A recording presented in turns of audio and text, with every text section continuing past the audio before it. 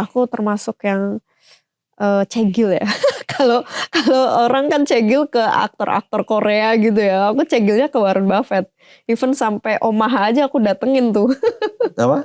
Omaha aja sampai aku udah datengin. Iya. Oh, ke sana. Sampai rumahnya Warren Buffett aku datengin. Cuma sekedar buat foto doang. Tapi belum ketemu orangnya ya? Belum. Kan ada tuh kadang tiap tahun dia ngadain makan siang atau dinner gitu ya. Jadi Iya. saking cegilnya aku Warren Buffett tuh dulu waktu masih lajang ya. Omah aku jabanin sampai ke rumahnya. RUPS-nya memang belum pernah, sampai anakku pun lahir aku kasih kado ulang tahunnya itu sahamnya Berkshire Hathaway. Wah. Jadi kalau dia udah dewasa, sekarang masih dipegang berarti ya? Masih, dia udah dewasa mau datang ke RUPS udah bisa karena dia udah pegang. Itu satu-satunya fisik saham di Amerika yang masih ada kan Berkshire Hathaway. Oh, Dan keren banget. salah satunya kita udah punya gitu buat anakku itu satu. Berapa banyak? 1 lembar. 1 lembar. Iya, seri B ya, bukan seri A ya. Iya.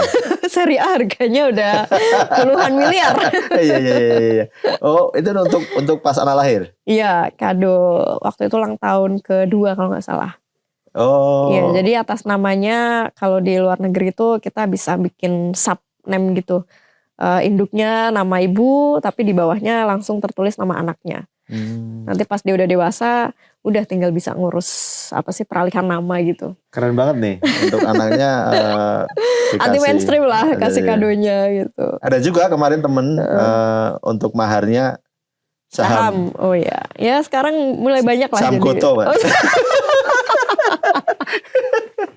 Aduh ya terserah deh mau sama apa aja. Iya, tapi keren banget gitu. Sedemikian ininya ya. Sedemikian cegilnya aku dengan Warren Buffett. Keren banget ya. Luar biasa. Iya, makanya ya pasar saham ini kayak emang udah jiwaku di sini gitu. Apalagi semenjak udah ya punya role model kayak Warren Buffett, walaupun aku bukan yang value investor banget, tapi ya itu sosok yang aku kagumi lah di industri pasar saham global gitu. Berarti baca buku-bukunya? Gak semua, tapi ya biografinya segala macam baca gitu. Udah gongnya itu ya itulah ke Omaha beli sahamnya buat anak, udah. Itu gongnya. Itu yang gongnya. Iya. Di Indonesia kan ada yang dijuluki Warren Buffett Indonesia. Nah, kami bertemu tuh. Kami bertemu sama-sama saling nunjukin. Ini pas foto kita depan rumah Warren Buffett. Ya cuma beda musim. Pak Lo Keng Hong pas foto ke rumah Warren Buffett itu musim panas kalau nggak salah, summer. Saya pas winter.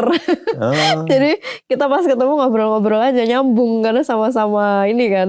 Kalau Pak Lo Keng Hong bahkan udah ikut RUPS-nya juga yang Berkshire. Biasanya tiap bulan Mei sih, ini bentar lagi gitu. Tapi gak ikut RUPS-nya? Nanti Mei kesana gitu? Pengennya sih ntar aja pas anak udah gede. Walaupun sekarang udah pensiun juga sih Warren Buffett ya. Iya. Tapi Rusia kan masih kan? Rusia masih gitu. Iya. Nanti aja lah kalau anak udah gedean. Gitu.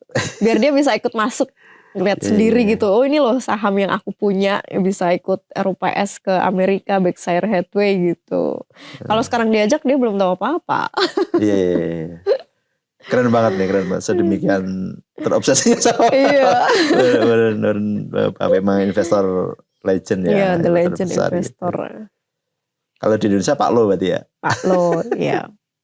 Keren Pak Lo juga. Iya. Kalau ini, 1 atau berapa faktor? 3 faktor lah yang menurut Mbak Priska jadi penentu kesuksesan orang untuk investasi di pasar saham apa aja? Penentu pertama punya goals yang jelas ya. Goals ini mungkin lebih ke tujuan atau target return yang jelas, yang realistisnya dia yang ingin digapai dari investasi saham ini tiap tahun berapa gitu. Karena semakin idealis seorang investor itu biasanya gak akan punya umur investasi yang panjang di market. Artinya maksudnya dia gak bisa survive gitu. Ya contoh misal dengan modal segini setahun biar bisa cuan 100%. Itu kan terlalu idealis ya kok. Gak itu bukan idealis itu. Itu gak realistis sekali. Kan generasi sekarang pengen cepet jadi OKB. Itu masalahnya di situ. Itu yang pertama, harus punya target return yang realistis.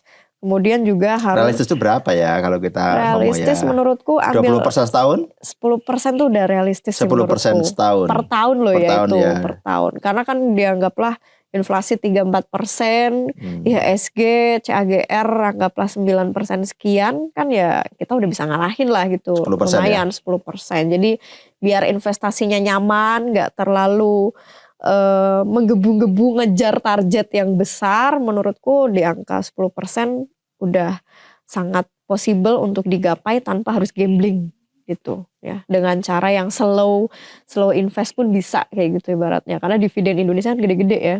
Dividennya aja Iya. 5%, ya tinggal nyari capital gain 5% udah dapet tuh 10% Ada yang kayak 8% gitu. kok kemarin Banyak. Nah, iya bang, di dividen Indonesia Banyak. 8% udah banyak. Iya, itu yang pertama. Kemudian menurutku pribadi konsistensi itu sendiri sih. Ini yang Konsisten. paling susah. Konsisten di sini yang paling gampang top up modal dulu lah. Ya, Top up-nya harus konsisten. konsisten ya, nggak harus tiap bulan tapi konsisten gitu. Jangan sekali top up doang tapi lama-lama bukannya bertambah RDN Porto malah makin berkurang, dicomotin terus gitu ya. Oh tiap lagi BU ambil lagi lama-lama habis gitu. juga ya. Iya, jadi kalau bisa sih generasi sekarang tahan dulu gaya hidupnya tapi Portonya naik terus dari tahun ke tahun. Itu yang aku lakukan. Bener-bener nahan lifestyle nih, apalagi misal yang teman-teman hidup di Jabodetabek, kita tahu sendiri lifestyle-nya seperti apa. Tapi yang harus kita concern mending ya kita jaga gaya hidup tapi portofolio itu nggak segitu-gitu aja gitu. Ya artinya nggak apa-apa lah, maksudnya kita gini-gini aja, pakaian ya itu aja, tas ya nggak usah yang ini gimana. Tapi yang penting tadi portonya nggak segitu-gitu aja ya kali dari tahun ke tahun portonya nggak bertambah, rugi dong gitu. Jadi harus punya itu juga konsistensi terutama di top up modal. Nah yang terakhir menurutku tujuan finansial. Ini akan jadi bensin ya atau motivasi. Penyemangat. Iya, motivasi terbesar kita untuk terus tadi menyambung ke konsisten investasi.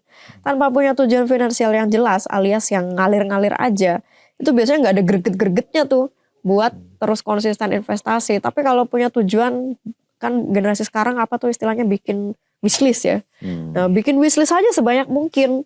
Jadi biar ada penggerak. Suama, Rups ke Amerika tadi ya gitu misal ya. kayak gitu. Terus misal wah saya juga pengen kayak Mbak Friska beli saham Berkshire misal kayak gitu. Atau umroh nanti di umur sekian gitu. Itu jadiin aja motivasi terbesar teman-teman buat konsisten investasi. Karena kalau cuma nabung, jujur itu berat buat nyampe ke level sana. Misal aku kalau cuma ngandelin nabung, ya apa bisa sampai ngerasain beli saham Berkshire, apa bisa ngerasain bisa sampai ke Omaha sana atau yang lainnya. Gak bisa, semua harus bisa dicapai lebih cepat dengan investasi. Ya memang benar investasi saham gak bisa bikin kita cepat kaya, ya tapi at least ya akan menambah ya kesejahteraan hidup kita lah dari masa ke masa. Itu yang aku rasakan gitu.